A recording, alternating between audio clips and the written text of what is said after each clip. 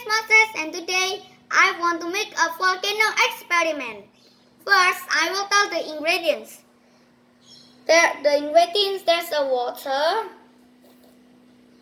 a plastic spoon, and a little red straw, and a volcano miniature or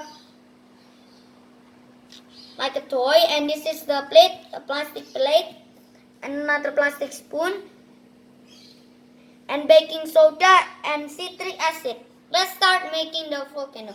First, I put the plastic spoon on the baking soda, then have to take the baking soda and pour it on the volcano inside this hole.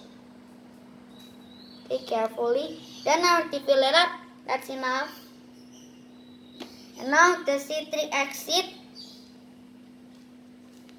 We take a half of the citric acid and put it in the water. Then we mix it with the red straw like this. Like this.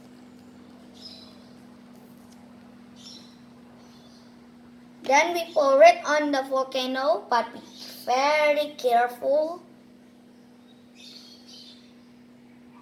And let's see. Look, everybody's coming up. Hurry, let's see. Wow, look everybody. Look at, my gosh.